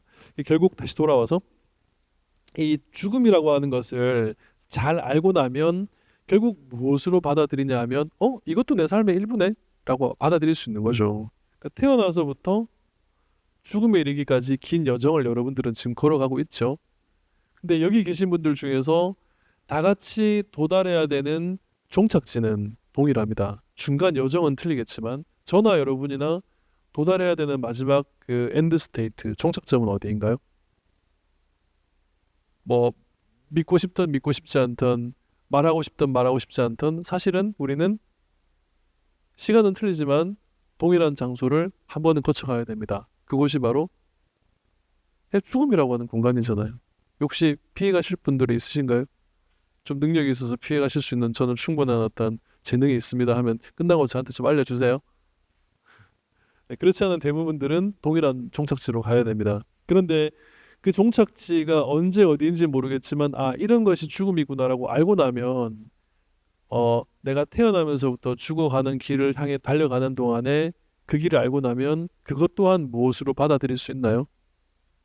내 삶의 일부로 받아들일 수 있는 거죠. 근데 죽음을 내 삶의 일부로 받아들이면 어떤 일이 달라질까요? 살아있는 삶을요, 겸허하게 받아들일 수 있습니다. 겸허하게. 그래서 좀 덜 가지더라도 큰 욕심 안 내는 거죠. 좀 덜 먹고 덜 입더라도 좀 욕심이 덜해지는 겁니다. 어차피 죽을 때가 되면은 내가 가지고 있는 아까 100억치의 재산, 뭐 또 이렇게 온갖 사람으로부터 받는 사랑 이런 것들 다 가져갈 수, 걔네들은 다 두고 가야 되죠. 오로지 뭐만 가져갑니까? 이 생에 했던 기억만 가져갑니다. 그래서 아까 여기 생각염자가 한문으로 딱 한 번 나왔는데 그 생각염자 안에 remember라고 하는 기억하다라는 뜻이 있습니다. 이건 좀 전문적인 이야기라서 빼겠습니다. 아무튼 그래서 이 생에 대한 기억만 가지고 갈 뿐입니다. 즉 이 삶을 죽음이라고 하는 목적지를 향해 언젠가 도달할 것을 잘 알고 나면 좀 내가 탐욕적으로 가져야겠다는 것을 좀 줄일 수가 있어요. 사실 탐욕적인 것들을 줄일 수 있다면 인간은 어떻게 될까요? 행복해집니다. 불교에서는 이 고라는 말을 쓰는데요. 고통이란 말을 쓰는데요. 이 괴로울 고자를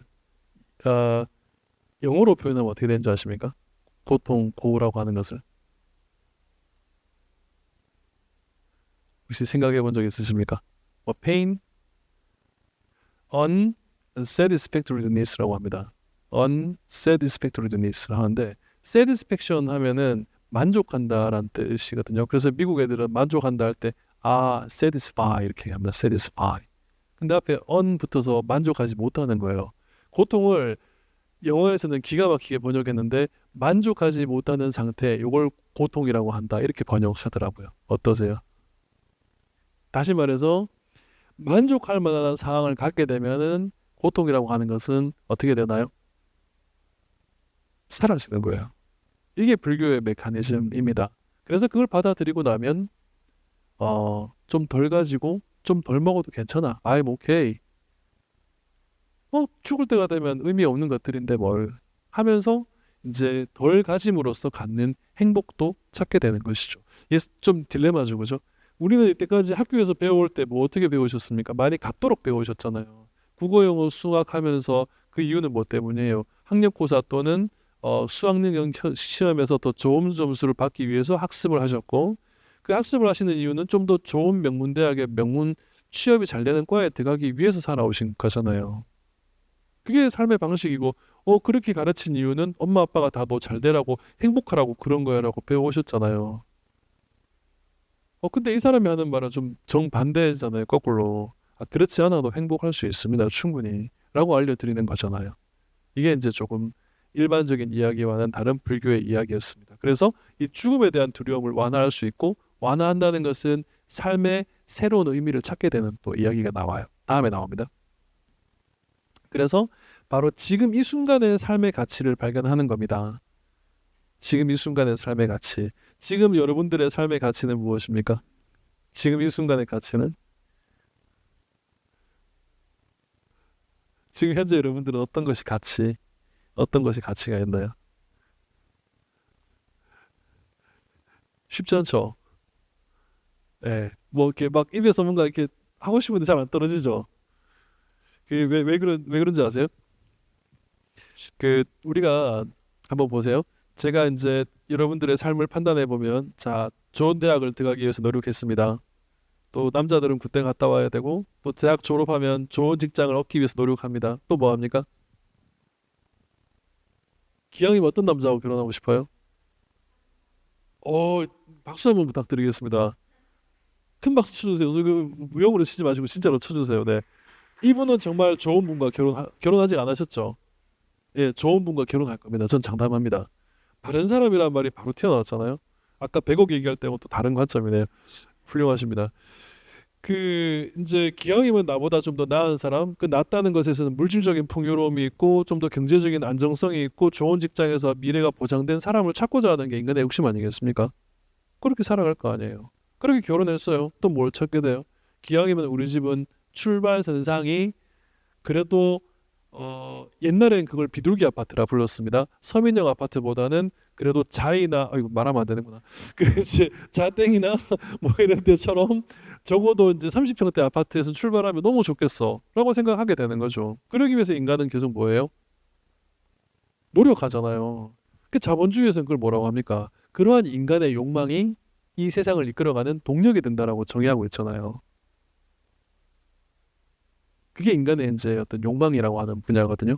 그런데 그렇게 하기 위해서 우리는 끊임없이 애쓰고 살아갑니다. 끊임없이 노력하고 살아갑니다. 이게 잘못됐다는 건 아닙니다. 그러한 노력과 욕망 때문에 여러분들은 지금 이 자리에 내가 일정한 부분의 비용을 지불하고 적어도 좀 남들 이 시간에 야근해야 될 시간에 오케이 난 됐어 하고 잠깐 이렇게 뭔가 들을 마음의 여유가 있잖아요. 필요하죠. 그걸 거부하는 게 아닙니다. 근데 그렇게만 살아간다면 어떻게 될까요?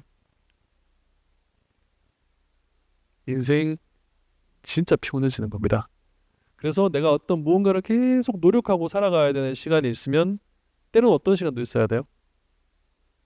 나를 쉬게 해주는 시간이 필요한 거죠. 뭐 이제 수사학적인 표현으로 가끔씩 나오대요. 보니까 쉼표 하나 딱 찍어놓고 지금 나에게 이것이 필요한 시간, 이거 쉼, 뭐 이런 거 나오더라고 보니까 필요한 거죠.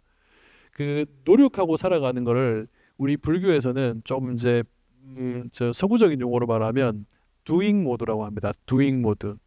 뭔가를 계속 행위하면서 살아가는 것. 근데 우리 처음에 잠시 한 5분 정도 명상했던 것들 기억나시나요? 그거는 doing 모드가 아니고 being 모드라고 합니다. 존재의 모드라고 하는 거죠. 그 모드를 전환시키는 과정을 불교에서는 수행이라고 얘기합니다. 물론 이건 경전에 나오는 얘기는 아니에요. 저는 이제 서양에서 심리학, 서양에서 불교학, 서양에서 연구 생활을 했고 똑같이 한국에서 불교 공부를 했고 똑같이 군대에서 있었습니다. 그러다 보니까 제 모드를 좀 전환해서 얘기했습니다만 계속해서 노력하는 삶에서 잠깐은 전환해줘가지고 being 모드로 바꾸는 것이 중요하다고 보는 거예요. 그 being 모드가 제가 이제 영어 공부 다시 한번 해볼게요. 어렸을 때 영어 시절로 돌아가겠습니다. be 동사는 무슨 동사예요? 어떻게 배웠어요? 저희는 이제 성문 기본 영어 이런 거 배웠거든요. 여러분들은 그 세대 아니시죠? 빨간 기본 영어, 성문 기본 영어, 맨투맨 종합 영어 이런 거 저희 배운 세대인데요. 거기에 보면 비동사 땡땡 한 다음에 존재 동사 이렇게 나옵니다. 혹시 기억나시나요? 비슷하게 배웠나요? 아, 그래서 존재 동사는 그 이제 보호의 어떤 형태를 말하는 것이다 해놓고 나중에 예문 I am hungry 그렇게 나오죠. 그러면 그 해석해 보세요. 뭐예요? 나는 배가 고프다. 나는 슬프다. I am sad. 나는 화났어. I am angry. 다 M으로 나오죠, 그죠? 그게 이제 비동사잖아요. 그 비동사 MREG의 원형이 BE잖아요. 그 존재 동사라는 게 굉장히 철학적으로 중요한 가치를 가집니다. 이거는 내가 어떤 상태에 있는지를 알아차려가는 과정이잖아요. 배고파, 화나, 슬퍼라는 것은 자신의 마음 상태를 보는 거죠. 그게 굉장히 중요하다는 거예요. 불교 수행에서도. 근데 우리가 나는 좀 더 좋은 집을 사고 싶어. I want to more better car. get a more better car. get. 그 동사로 대동사로 바꾸면 뭐가 돼요? do가 되잖아요. do. 나 좀 더 좋은 아파트 사고 싶어. buy잖아요. buy. 그 do 대동사로 바꾸면 뭐가 돼요? do잖아요. 다 뭔가를 doing something and more 계속 뭔가를 해야 되는 거예요. 그래서 그걸 doing 모드라고 합니다. 끊임없이 노력하고 애쓰는 상태. 그런데 인간이 그것만 해서 행복한 게 아니라 being 모드라고 하는 존재 모드에서도 충분히 행복할 수 있다라고 느끼는 거죠. 어떻게?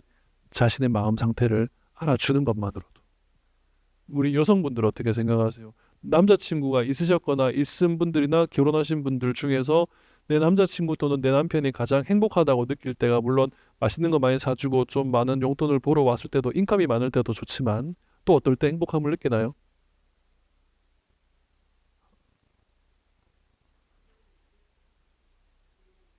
그렇죠.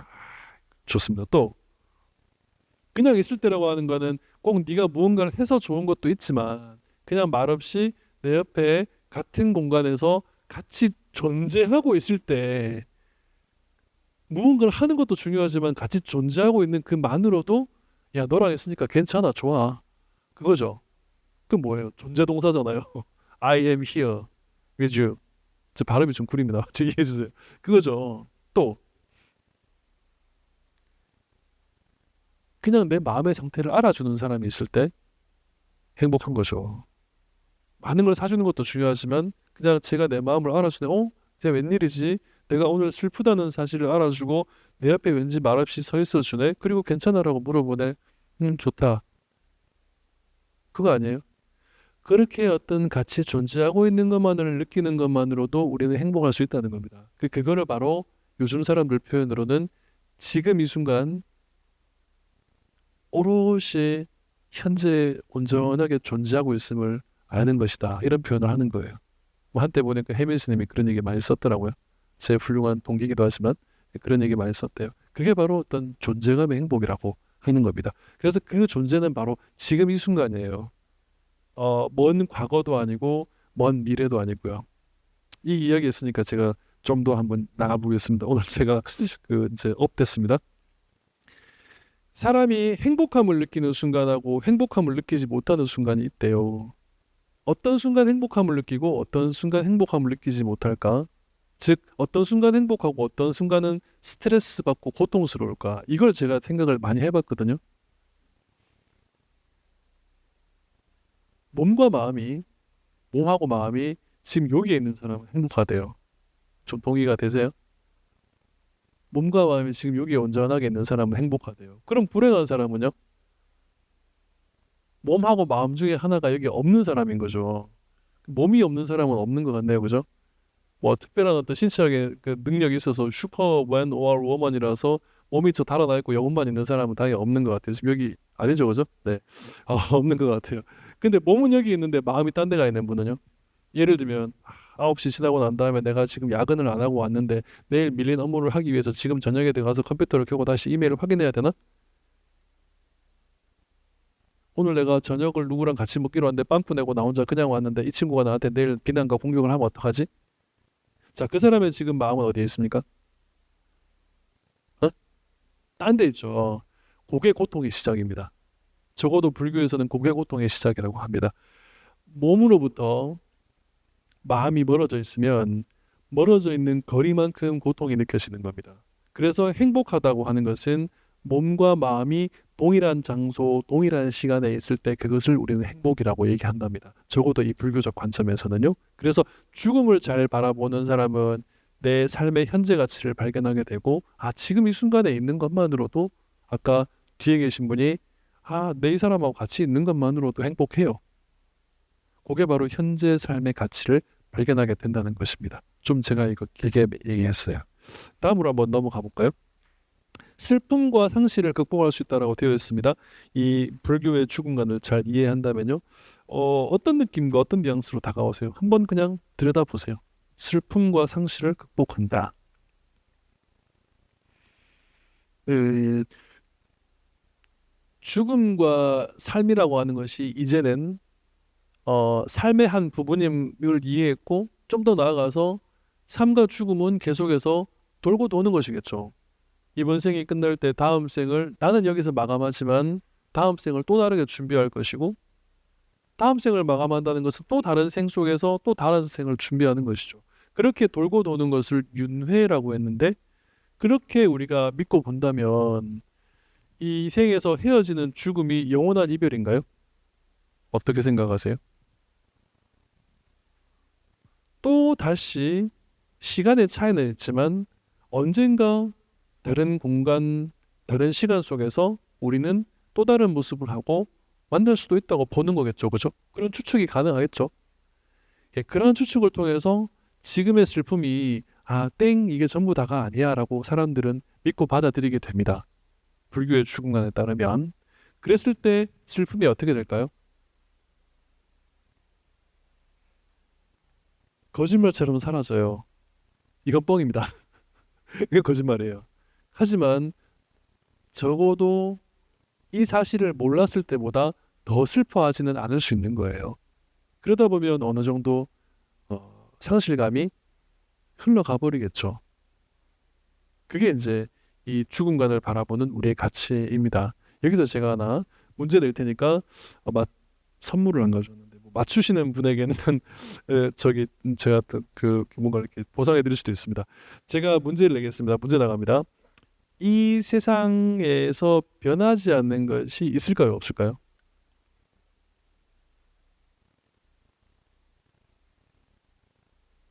한번 잘 생각해 보시죠. 이 세상에서 변하지 않는 것. 가족. 그렇죠. 예. 근데 이제 가족이 언제까지 영원히 변하지 않을 수 있을까요? 좀 오래 갈 거긴 하죠. 가족 중에서 제일 좋은 가족은 부부죠. 이제 그럴 수 있습니다. 근데 이제 제가 이렇게 한 번씩 옛날에 한번 너무 옛날에 어렸을 때 그 결혼 주례를 선 적이 있었어요. 26살 때 주례를 서봤어요. 근데 보니까 이제 옛날 분들이 재혼하시는 분들은 이제 좀 이렇게 사연이 있는 사람으로 판단해서 절여서 결혼하는 경우가 있었나 봐요. 옛날에 시골에서는.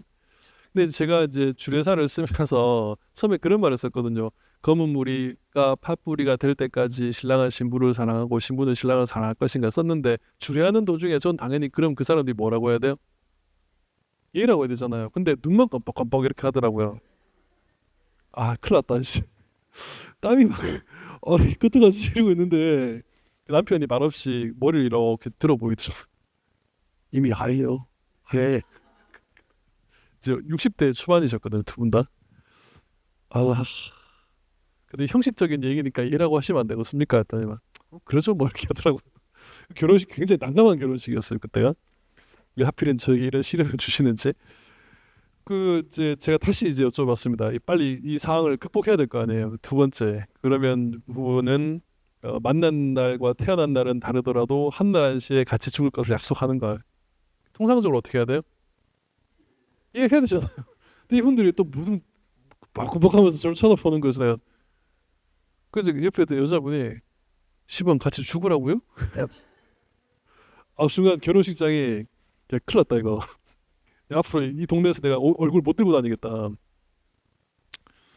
이게 이제 아니 정해진 멘트니까 이해하시면 됩니다. 하여튼 막 그러죠 뭐. 근데 좋은 것 같진 않은데 이러고 이제 그리고 나서 그날 제가 정신적인 충격을 받아가지고 저녁에 계속 식음을 전폐하고 생각을 해봤어요. 왜 내가 하면 안 되지? 다른 주례사가 하면 다 이해하던데 분명히 드라마에서는 네 하고 큰 소리로 하던데 내가 하면 왜 안 되지? 그 다음 날 생각을 해봤어요. 곰곰이 답이 나왔어요. 그러네. 한날 한시에 죽으라고 하면 심각한 문제가 있었던 거였던 거죠. 그죠? 한날 한시에 죽으면 어떻게 돼요? 사고사이거나 동반 자살일 수밖에 없잖아요. 그 사람들 이해 안 한 게 맞는 거죠. 물론 영원하면 좋겠지만 우리는 누구 중에 한 사람을 먼저 떠나보낼 수밖에 없는 아픔이 있을 수밖에 없습니다. 그러니까 누구 한 명은 먼저 떠나가야 되는 영원하지 못함을 경험하게 되겠죠.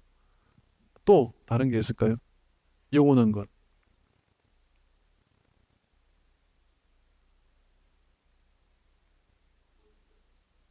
골드, 금. 제가 뭐라고 할 말이 없네요. 지금 금이 이제 좀 제가 옛날에 배웠던 그 화학 시간을 떠올려 보겠습니다. 여러 가지 성질 중에서도 이 동위원소 집합 중에서도 금은 그나마 가장 안정적이고 안정적이라는 뜻은 반감 주기가 굉장히 길다는 뜻이겠죠, 그죠? 그렇기 때문에 금을 무한한 것으로 보기는 합니다. 근데 그 금도 무한할까요? 금은 이 지구상에 최초부터 존재했던 것입니까? 존재하지 않았던 것입니까? 금은 이 지구의 역사에서는 존재하지 않았던 것입니다. 원래 없는 물질이에요. 어디서부터 왔어요? 그러니까 주로 가장 많은 설득력을 갖는 것은 외계 행성체가 이제 운석으로 떨어지면서 그 운석에 실려온 것으로 주로 많이 봐요. 금의 양은 이 지구상에 딱 정해져 있다고 보는 거죠. 그래서 가치를 가지게 되는 것인데, 그럼 인간의 역사에 오기 전에는 그 금은 가치가 있는 것이었어요? 없는 것이었어요? 아예 없었던 것인 거죠. 그러므로 영원하다고 보기에는 어느 정도 제한사가 있는 거죠. 물론 뭐 지금은 당연히 제 주머니에 있으면 영원할 것처럼 믿을 것 같습니다. 또 이 세상에 영원한 것은 적어도 불교의 관점에서는 없다고 봅니다. 그래서 무상이라고 가르치는데요. 딱 하나가 있습니다. 뭘까요? 모든 것은 영원하지 않다. 영원한 것은 아무것도 없다라고 하는 그 사실만이 영원한 것이다. 이렇게 얘기합니다. 그걸 이제 무상의 원칙이라고 합니다. 이 말씀을 드린 이유는 슬픔과 상실이라는 감정이 평생 가는 감정일까요? 언젠가는 사라져 버리거나 작아지는 줄어드는 감정일까요? 그렇죠. 그렇죠. 무상의 원칙이야만 줄어드는 감정인 거죠. 그래서 이 슬픔과 상실은 영원하지 않은데 사람들이 왜 더 슬퍼지냐면 영원할 것이라고, 이 슬픔은 영원히 간직해야 되는 것이라고 착각하거든요. 그래서 더 슬퍼지는 겁니다. 즉 슬픔과 상실의 순간을 바라보면 적어도 그 슬픔과 상실은 무상이라는 원칙에 따라서 언젠가 시간을 기다려주고 허용해주면 줄어들거나 사라지는 감정이라고 볼 수 있게 되는 거죠. 그래서 이 슬픔과 상실을 극복한다는 것이 부처님 믿으면 그걸 극복시켜 주다 봅니다. 이게 아니에요. 바로 이렇게 바로 알아가는 과정인 겁니다. 좀 어렵긴 하지만 넘어가겠습니다. 세 번째는 삶의 목적과 방향을 설정한다고 돼 있어요. 이건 무슨 뜻일까요? 삶의 종착지가 어디라고 했습니까? 반드시 죽음입니다. 삶의 종착지는 반드시 죽음이에요. 그러면 죽음의 종착지는 또 어디입니까? 적어도 불교적인 관점에 의하면 새로운 삶을 준비하는 시작의 단계잖아요. 그래서 그걸 윤회한다고 하잖아요. 즉 삶의 목적이 정해지는 거죠. 이 세상에 죽고 나면 모든 것이 끝이야, 아무것도 없어라고 생각하는 순간 내 나머지 삶의 가치는 어떻게 될까요? 뭐 에라이 있을 때 즐기고 살지라고 하는 관점으로 바뀌는 겁니다. 이 다음 생을 믿지 못한다면. 그래서 이 삶의 목적이라고 하는 것은 죽음을 염두에 두고 그것이 끝이 아니라 새로운 시작이 될 수 있는데 어떻게 하실래요? 라고 하면 사람들이 멈칫하는 거예요. 그리고 그러면 나머지 이 유한한 생에서 내가 뭔가를 해야겠네? 라고 가치를 찾게 되는 거죠. 그리고 나서 그 방향이 적어도 좋은 방향, 선한 방향, 누군가에게는 이로운 방향으로 가게 되는 거죠.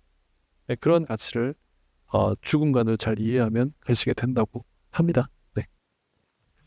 뭐 이제 마음의 평온과 명상에 대한 얘기는 우리가 해봤는데요.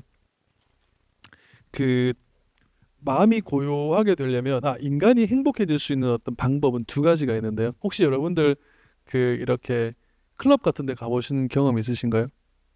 손 들려가면 좀 민망한가요? 저희 때는 나이트 클럽이었고 지금은 그냥 클럽 뭐지? 제가 잘 모릅니다. 요즘에 안 가봐가지고 출국학원은 가본 적이 없어요.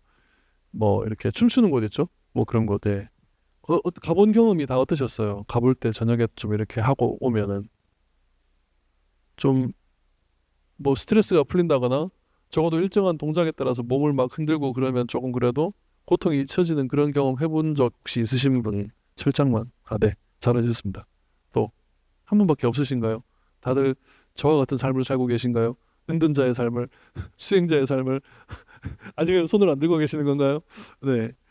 anyway 그렇게 해서도 우리가 행복을 약간 느끼긴 합니다. 그래서 이걸 보면은 주술사들이나 과거의 어떤 그 집단 무의식에 빠지는 그 트랜스 상태에 빠지는 기도나 주술을 주로 하는 사람들은 그렇게 해서 행복을 느낍니다.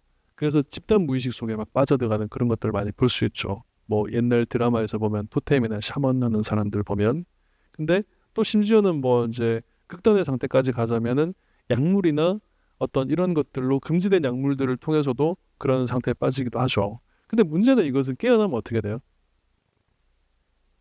더 큰 걸 찾아야 돼요. 더 강렬한 걸 찾아야 됩니다. 영원한 행복이 아닌 거죠.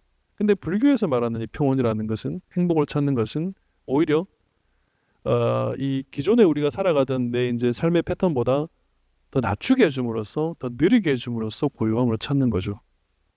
그래서 이제 여기 손에 이렇게 보면 맥박이 있죠. 그리고 이제 그 뭐 멜제 메트로놈이라는 게 똑딱똑딱 하는 거하고 있을 때 얘 맥박수하고 재 보면은 그 멜제 메트로놈이 이렇게 흘러갈 때 그 사이클하고 내 맥박의 사이클하고 거의 비슷하면 가장 뭐 인간이 특히 좋은 음악이 됩니다. 그런 얘기를 합니다. 확인 안 해봤습니다만은 명상의 패턴은 그거보다 더 낮춰주는 겁니다. 조금 더. 그랬을 때 행복감을 찾는다라고 보는 겁니다. 공동체 의식 강화는 이런 겁니다. 불교에서는 사람이 망자가 되고 나면 이제 사십구제라고 하는 걸 지냅니다. 그 사십구제를 지낼 때 혼자 지내는 게 아니라 유족들이나 친척, 친지들이 집단으로 와서 같이 지내줘요. 그렇게 함으로써 서로 의지가 되어주는 거죠. 상담이나 심리에서는 셀프 케어 그룹이라고 하는 것이 있습니다. 자조 집단이라고 하는 건데요. 번역이 좀 다르긴 합니다만 그 어떤 슬픔과 상실의 시기가 있을 때 여러 사람이 같이 모여가지고 슬프지? 우리 같이 슬퍼해 줄게. 괜찮겠어? 너의 슬픔을 우리가 해결해 줄 수는 없는데 근데 저 누군가 기도를 하는 동안에 우리가 같이 옆에 있어 줄게. 이런 공동체 의식이 만들어지는 거죠. 그러다 보면 어떻게 돼요? 슬플 때 가장 힘든 건 뭐예요? 내가 고독함이거든요. 나 혼자 슬퍼해야 되는 거구나. 이 세상의 모든 슬픔 내가 다 혼자 짊어지고 있어야 되는구나 라고 할 때 더욱 고독해지고 더욱 외로워지고 더욱 슬퍼집니다. 근데 그 옆에 누군가가 같이 아까 저분이 말씀하신 것처럼 서 있어 주는 것만으로도 내가 충분히 같이 일어설 수 있는 에너지가 되거든요. 그래서 그러한 것들이 불교에서 49제에 사실은 숨겨진 의도이기도 하거든요. 뭐 단순히 양불하고 목탁치고 해서 극락으로 왕생되었습니다. 뭐 이런 이제 가르침도 있겠지만 여러 사람이 같이 고통을 나눠준다는 표현인 거죠. 그러한 것들도 이 죽음관에는 포함되어 있다. 정리 한번 해보겠습니다. 긴 이야기였습니다. 1부에서는 불교의 죽음관은 어떤 영혼이라고 하는 것은 애초부터 없어요라고 하는 단멸론 그리고 영혼은 영원히 존재해요라고 하는 상주론을 뛰어넘은 것이다. 그래서 윤회와 환생의 관점을 여러분들 기억해 주시면 좋겠습니다. 두 번째 2부에서 했던 것들은 불교의 죽음관을 통해 다음과 같은 마음이 건강해지는 방법을 유지할 수 있다는데 즉 6가지로 한번 해본 거죠. 같이 한번 읽어볼까요? 첫 번째가 뭐였죠?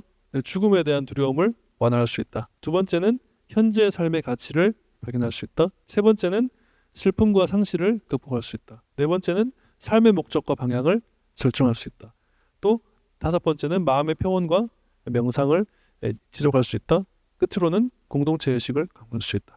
여기까지가 이제 빨간색은 불교의 죽음관을 함께 나눠본 이야기였고 녹색은 그 죽음관을 통해서 우리가 얻을 수 있는 그 혜택에 대해서 함께 나눈 이야기였습니다. 지금까지 제 이제 짧은 이야기를 잘 들어주셔서 감사드리고 남은 한 10분 정도의 시간 정도는 이 전체적인 이야기를 바탕으로 서로 좀 이렇게 물어보고 또 질문하고 의견을 나누는 시간을 좀 가졌으면 좋겠습니다. 감사합니다. 네.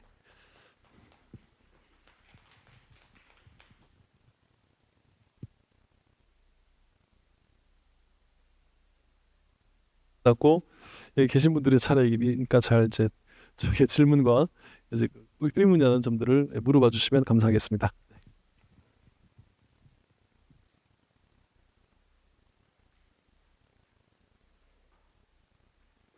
네.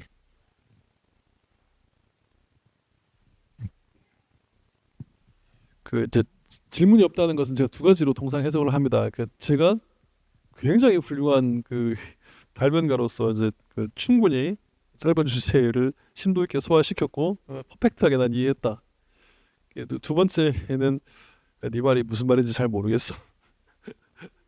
1번입니까? 감사합니다. 네. 네.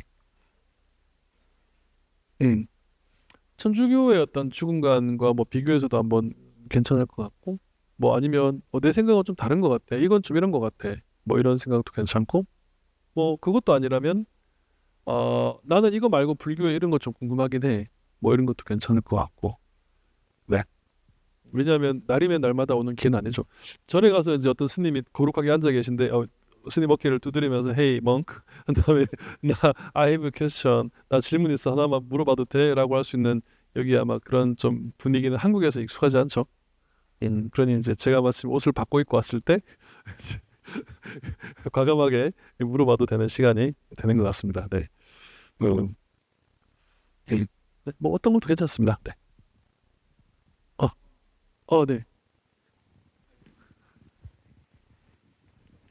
아까 말씀해 주실 때 그 천주교나 기독교나 이슬람교나 약간 그런 아브라함계 종교들도 명상이 있고 불교도 당연히 명상이 있다고 하셨는데 그 둘의 그 하는 그 두 개 종교가 하는 명상의 뭐지 어떤 건지. 결정적인 차이는 어떤 게 있는지가 좀 궁금합니다.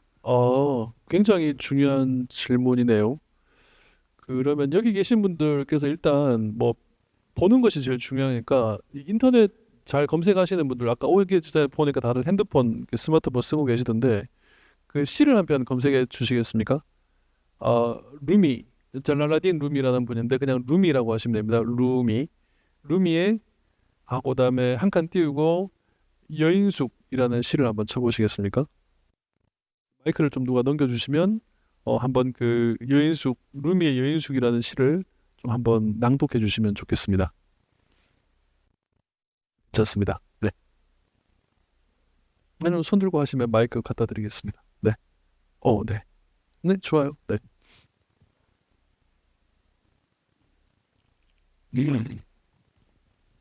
네. 여인숙. 인간이란 여인숙. 매일 아침 새로운 손님이 도착한다. 기쁨, 우울, 초라함, 몇 가지 순간적인 깨달음들이 뜻밖의 손님으로 찾아온다. 그들 모두를 환영하고 잘 대하라. 그들이 한 무리의 슬픔이라서 그대 집을 난폭하게 휩쓸고 가구들을 다 없애더라도 여전히 각각의 손님을 존중하며 대접하라. 아마도 그는 새로운 상쾌함을 위해 그대를 청소해 주는 것일 테니. 암울한 생각, 수치심, 못된 마음, 그들도 문에서 웃으며 맞이하라. 그리고 안으로 초대해 드리라. 그 누가 오든지 감사하라. 각각의 손님은 안내자로서 저 위로부터 보내졌을 테니. 감사합니다. 이 시를 쓴 사람은 뭐 제가 정확하게 기억은 안 납니다만 대략 13세기 정도에 살았던 무슬림의 수행자입니다. 그 잘랄라딘 룸이라는 분은 법률학자이기도 하고 이슬람 수행자이기도 한데 이 사람은 그 수피라고 하는 이 이슬람의 수많은 종파 중에서 명상과 이 무슬림 계율을 함께 하는 독특한 종파입니다. 그리고 또 기독교 같은 경우에는 뭐 여기 혹시 기독교 신자가 있으신지 잘 모르겠지만 이제 한국에는 잘 소개되어 있지 않지만 굉장히 중요한 전통 중에 하나였죠. 하시디즘이라고 하는 하시딕 신비주의 같은 경우에는 기독교의 굉장히 중요한 명상 전통이죠. 이런 것들이 다 있습니다. 그리고 뭐 가까이 본다면은 우리가 기독교 신자 그 중에서도 개신교 신자들은 보면은 어떤 종파에서는 큐티를 하는 분들이 있을 겁니다. 들어본 적 있으신지 모르겠습니다. 큐티라고 하는 것이 quiet time이라는 거죠. 위대한 침묵의 시간인 거죠. 그러니까 어떤 그 로고스 하나님의 어떤 말씀 하나를 딱 떠올려서 그것을 계속해서 곰곰이 생각하는 과정인 거죠. 그건 굉장히 중요한 수행의 전통입니다. 없는 게 아니죠. 그런데 중요한 것은 이제 그 불교의 어떤 명상 전통하고 그 어떤 유신론적 명상의 전통은 비슷한 점이 있어요. 들어가는 방식은 비슷한데 목적이 좀 다르긴 해요. 목적이. 그래서 이 불교의 명상의 궁극적인 목적은 뭐냐 하면 나를 뛰어넘는 거거든요. 즉 나를 뛰어넘는다는 것은 내가 부처가 되는 것입니다. 궁극적인 목적은. 물론 낮은 목적으로는 스트레스도 해소하고 평온함도 찾고 행복함도 찾는 것이지만 궁극적으로는 내가 부처가 직접 되는 것이죠. 근데 이제 기독 전통에서의 명상 수행 전통은 그분의 계시를 받는 것으로 종결이 됩니다. 그렇다고 해서 내가 그분이 될 수는 없습니다. 그래서 그분의 계시를 받는 것에 최종 상태가 있는 거죠. 그러다 보니까 그분들을 우리는 뭐라고 합니까? 그 계시를 받은 분들을 불교 얘기하니까 이제 다 타종교에 대한 단어도 잘 안 떠오르죠. 메시아라고 하죠. 메시아가 뭡니까? 요즘 영어로 표현하면 메신저죠. 신의 뜻을 인간에게 전달해주는 분인 거죠. 근데 그 이제 메시아가 어떤 메시아냐에 따라서 그 메시아를 믿는 거에 따라서 종교가 나눠지는 거죠. 그래서 이제 뭐 예수 그리스도였다라고 믿는 사람들은 이제 기독 전통에 있는 거고 또 이제 아니야 우리 마호메시라고 생각해라고 하면 뭐가 되는 거예요? 이게 무슬림이 되는 거죠. 그 전통이 이제 누가 메신저이냐에 따라서 다른 거죠. 근데 이제 그 메신저가 절대적인 신이 될 수도 없는 거죠. 그 부분은 조금 같은 명상의 전통이지만 그 종착점이 좀 다르긴 합니다. 그 질문이 답변이 되셨을까 모르겠네요. 네, 그렇답니다. 네. 또 다른 분들, 네.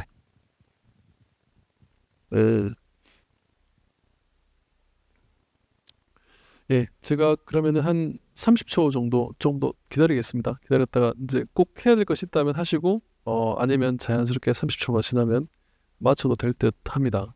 그러니까 기다려주는 게 제가 좀 제 습관인 사람이어서요. 네. 네.